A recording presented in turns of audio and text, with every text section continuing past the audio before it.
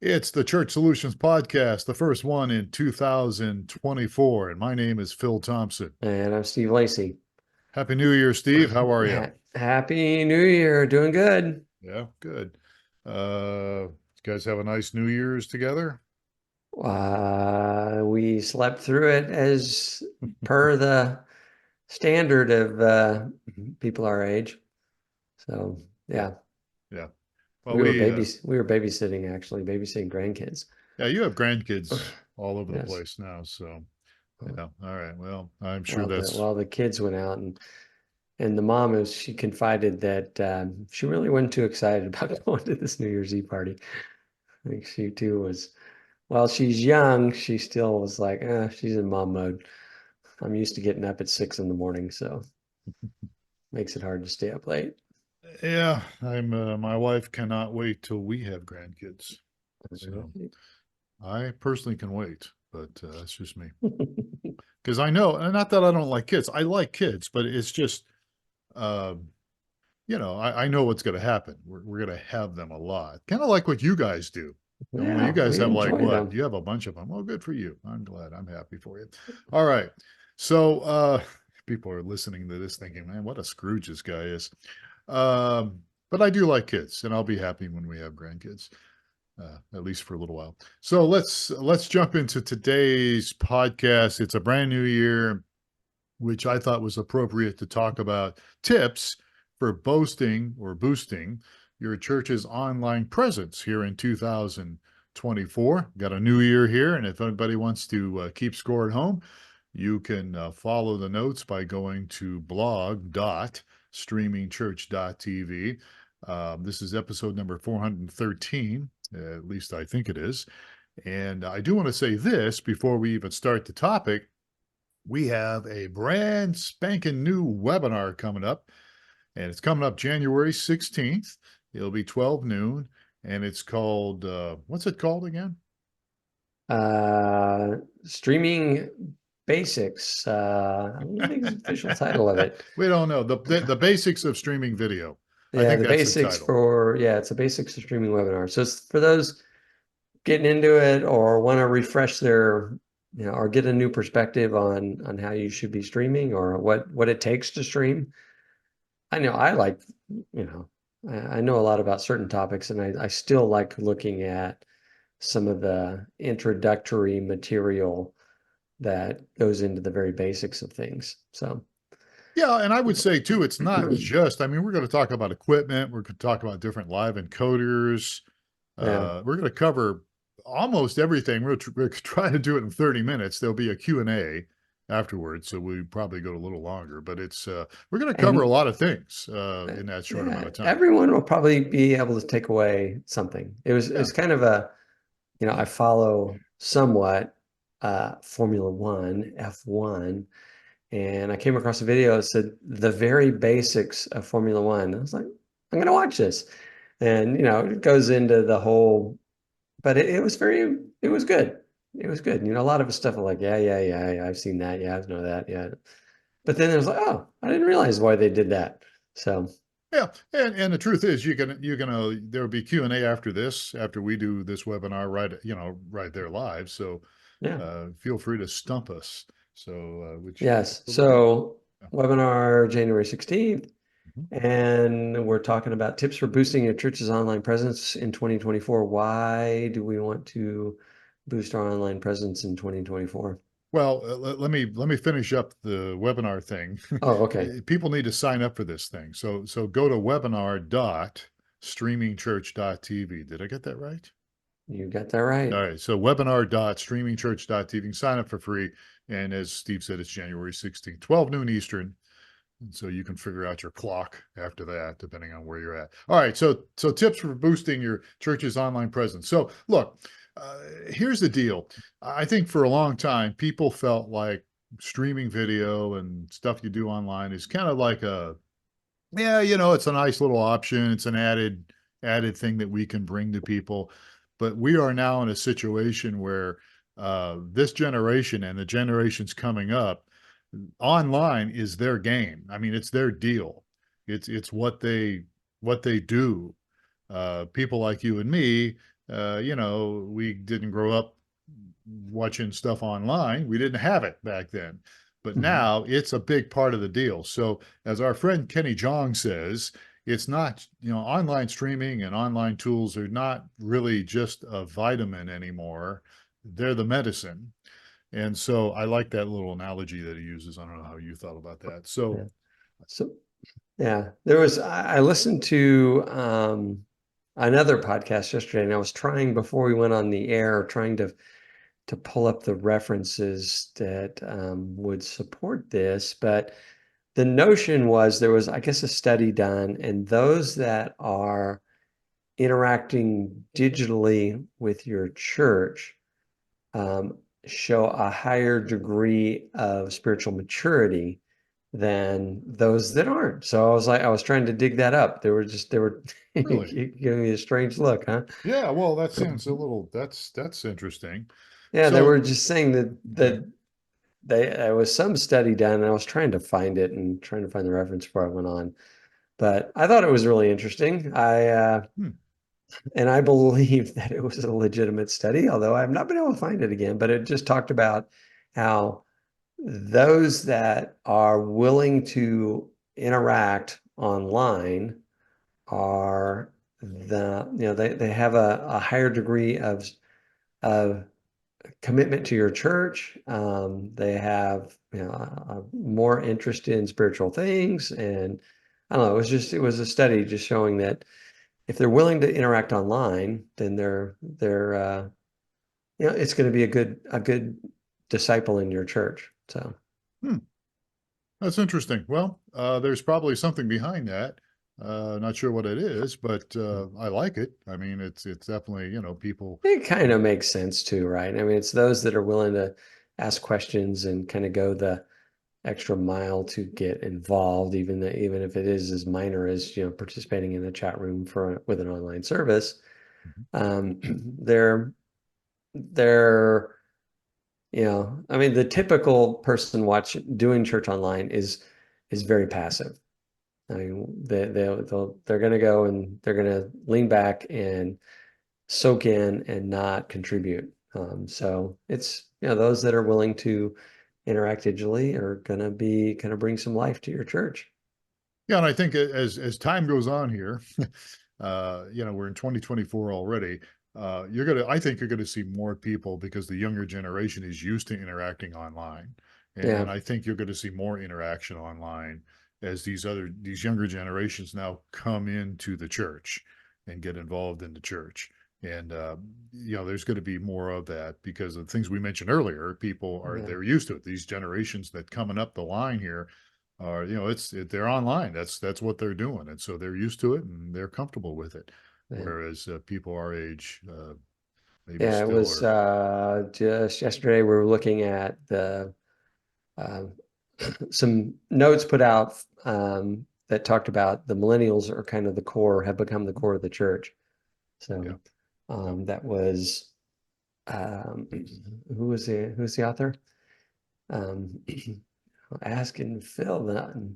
I don't Um, know off the top of my head. I can see his it's face. on the tip of my tongue. I'm so glad we're so well prepared Gary for these Newhoff. podcasts. Yeah, yeah. Gary, There, that's who it was. we do a Yes. lot of prep for these podcasts, so you can tell, right? Okay. Yeah, but yeah, absolutely. And so let's just jump into this here. So let's talk about some tips here because, like it or not, you and I are being replaced. And people hate this idea, but the bottom line is nothing's permanent. And you and I are eventually going to go across the golden rainbow or whatever they call it. And there's going to be younger generations coming in, taking our place. And so we need to be prepared for them. We need to have tools in our church. We need to have features for this younger generations that is already here and coming, and others coming up the ladder. So we ain't going to be around forever, as I tell my son that. He didn't get that yet, but he will someday. All right, let's just jump into it, shall we? Shall we? So number one on the top is optimize your streaming platform. How's that for a new year? Like, hey, you're going to die soon. So welcome to the new year. That's what people are getting out of this. Probably. All right. Yeah. So look, you want to optimize your streaming platform. Now, uh, what we're getting at here is you want to have more than just video. You want to have a platform that allows there to be some interactivity, as we've been already talking about so far. People can chat, people can give online, people can look at notes, people can kind of get an idea where other people are in the country or in the world. There's lots of features that not every platform has. I happen to know one that has a lot of features. What's Yes. the name of it? I can't remember now. Something about streaming. Oh, streamingchurch.tv. That's it. Yeah. So we encourage you. I mean, if you're doing video only, there's a lot of ministries that have kind of relegated themselves to just video only.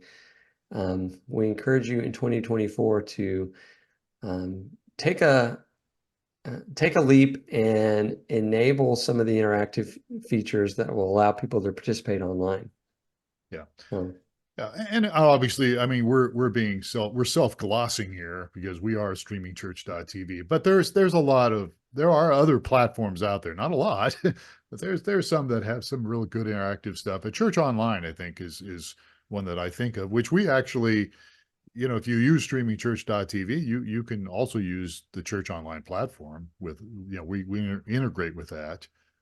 So yeah, so lots of opportunities. And when it comes to a platform and other things, we do have the ability for you to have automatic follow-up for people. Again, very interactive. We have an opportunity for you to use what we call our sermon clipper, which we can kind of go into social media, which is our next little point here. You can take videos of your sermons and have them cut up and automatically done so that you can actually post them, short little video clips on social media, which is really what more people are doing today and what this generation and the generations seem to like. We even have a digital devotional thing, which we can maybe talk about in other and we areas. have an AI web host, which we were looking at some of our stats this morning or yesterday, and more churches, some of them surprising, are enabling the AI web host. And so it's another way to increase the vibrancy of the interchange that goes on in the chat room within your church. So a Yeah. lot of a lot of churches will be without chat at all, and a lot of churches will have a very dormant, passive chat room. And turning on the AI web host will, I think, if you play with that, and you can turn it on, turn it off at any time, and it's geared to be aware of what's going on, but it maintains itself in the conversation and also knows about your church. So it acts as a representative of your ministry. And it does a really good job of just keeping the conversation going and stimulating conversation. It does. And as of course, as we always say, you should have a human involved as your church online host, your web host. There should be human involved in that because as good as this AI web host is, it could possibly hallucinate a little bit. And you want to make sure, and by the word hallucination, I mean that's the term they use, right? For if it gets something wrong, right?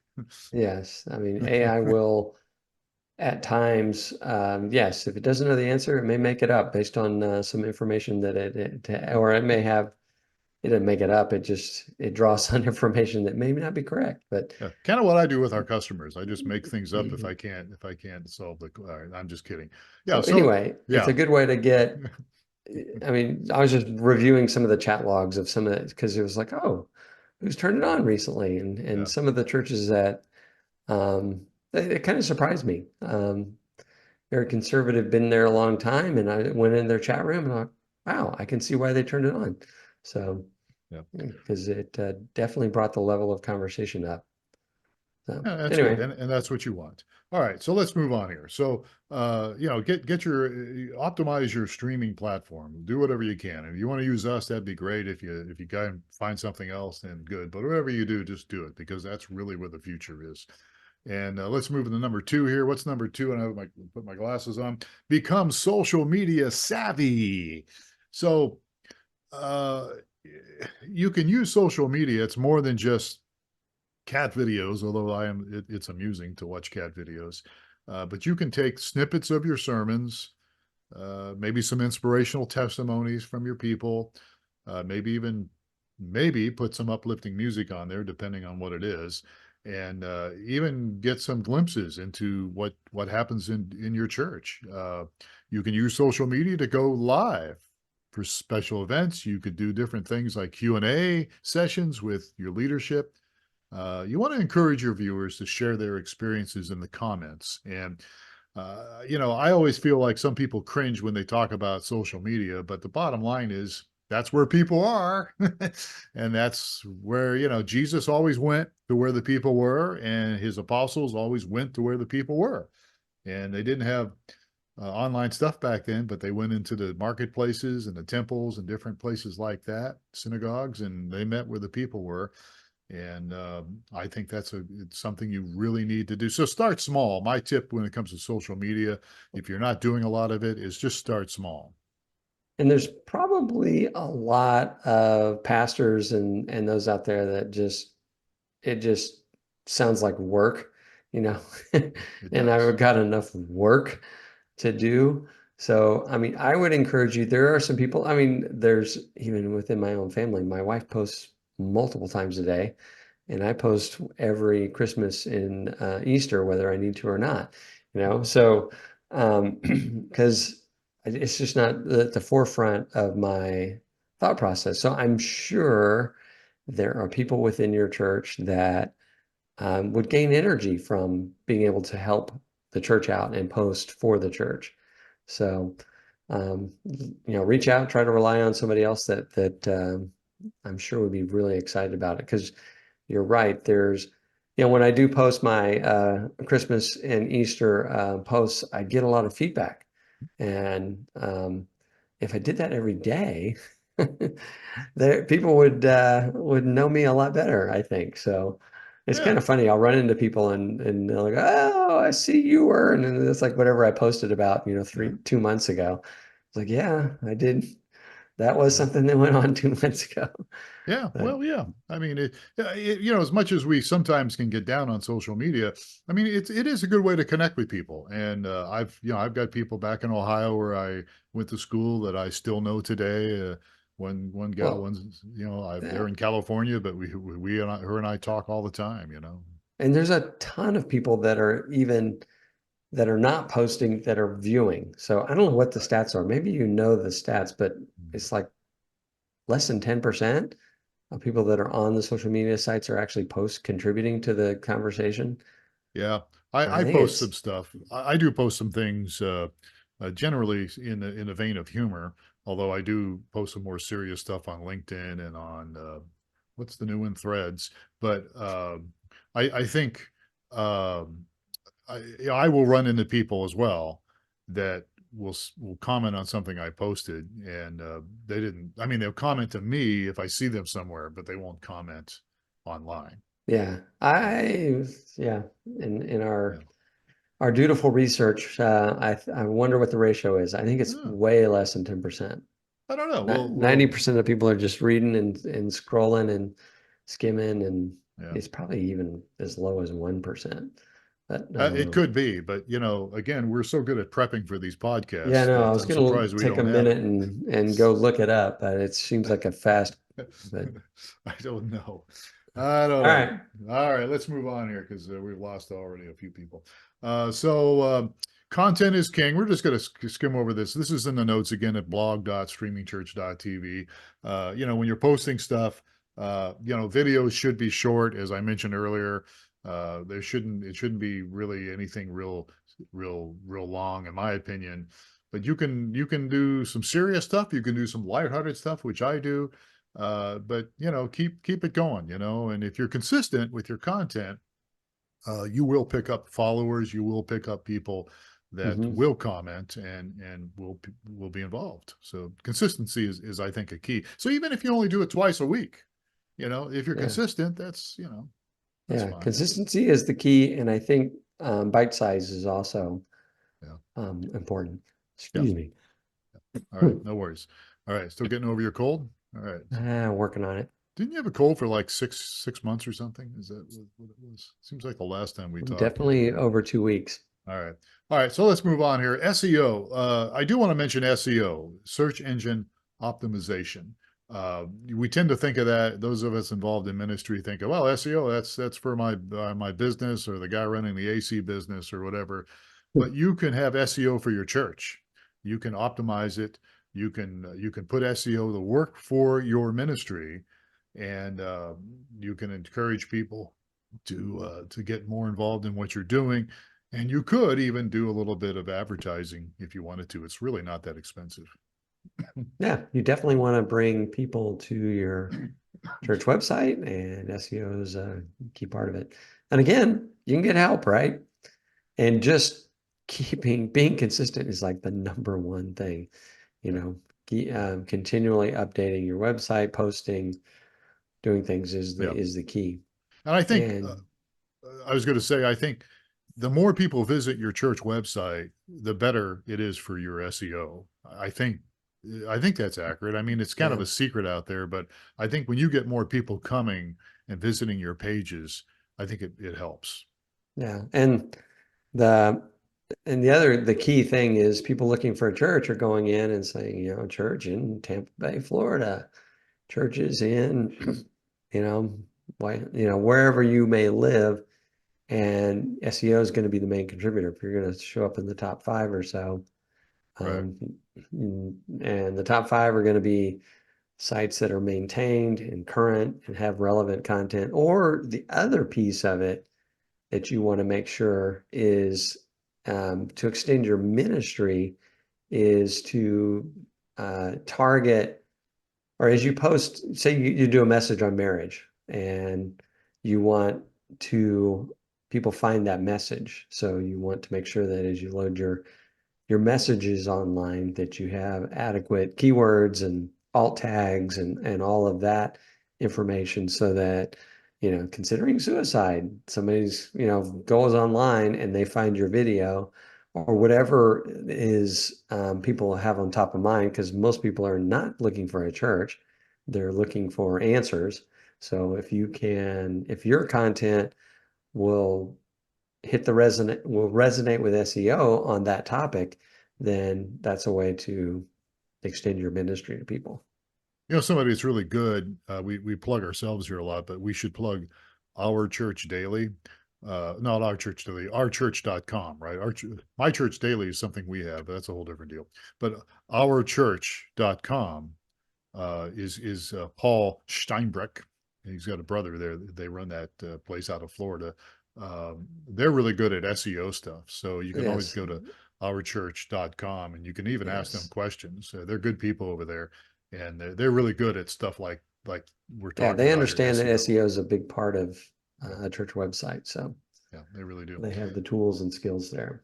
All right, where am I going here? We're running out of time. So some tips here as we continue to talk about number 5, engage, don't preach. That's a hard one for some people because I went to Bible college and stuff. We were taught how to preach. We weren't necessarily taught how to engage. And I have found over the years that even when I'm public speaking, if I can engage people more than like preach to people, and I'm not against preaching, don't get me wrong, but you want to make sure you can engage people. And when you're doing stuff online, uh, you know, the chat features, the polls, the Q&A stuff, that's a way to engage people. You want Hmm. two-way dialogue or more if you can. Yep, exactly. So, Yeah. and then last is embrace the metrics. The metrics. Now you love this. This is your deal, right? You love data. You love Well, data, I data. love You love all that I stuff, right? Why is it you like that? Why do you like I metrics? feel like you make decisions based on information and data. Okay. So you don't make decisions based on guts and how I feel and which way the wind's blowing. But So I remember we used to have meetings when I was on staff. We'd all sit around after, some Monday morning and go, how was the service? And we'd all go, well, it felt pretty good. yes, I had a exactly. good feeling over the service. That's why I like the data. you know. So yeah, so feelings aren't the best way to make decisions, I guess. Yes. So Okay. So data. So how do I find data? So you want to find your data on your streaming. If you're doing streaming video, you want to have a company that provides analytics, right? You want to look at your social media analytics, the engagement, um, website stuff. Uh, so look, we got a minute to left here. Talk a little bit about website. How can people find out more about the pages that maybe people are looking at on their website? You know how to do this. Tell what do people you how to. mean? So if somebody's going to my website and maybe there's a specific page on the website that they like. I don't know. Maybe you Oh, mentioned suicide. Maybe it's depression or something, or maybe how to raise kids. Is there a way I can find out what pages on my website get more yes. hits than others? Yes, there's tools and systems out there, and typically it's going to be managed through your web host. But I mean, the most popular thing out there right now is Google Analytics, and to register your site with Google Analytics, you log into Google and it will show what's going on within your site. So another key area I would recommend if I'm a pastor church, I'd go back and look at chat logs. So of the service. Oh, from the And streaming, from the streaming. yeah, from Okay, the streaming, sure. from the platform, from the platform. That would be, I mean, I'm not sure how many pastors do that, but to see what people are talking about, or even see what resonated with people. You can do this from including the worship set and others, you can kind of go through and people are like, oh wow, I really love this, this worship song. That's good feedback, or oh my gosh, I can't wait for, whatever is going on in the chat. And that chat tends to be very, people have this are much more willing to say things on the internet than they are in person. So there's a little bit of a rawness to it that you can get from the chat as well. Maybe a little more honesty for Yeah, a people little to. more honesty, and people may not recognize that, oh, the worship leader is going to read my chat log later, but both good and bad, or the pastor, or whatever's, if people are having a conversation during the sermon, what key elements are resonating with people, or what they're talking about, or where there's silence, you're like, oh wow, I know that I'm looking at my chat log, and just for this 10 minutes, I was talking about this and nobody said a thing. So, Nobody cares. All right, I'm just sorry. All right, well, yeah. So definitely look at those kind of things that Steve suggested, the metrics. There's other analytics that you can get. And look, we're doing a little podcast here, and if you want more help on this stuff, though, you can always reach out to us. We can actually give you some information.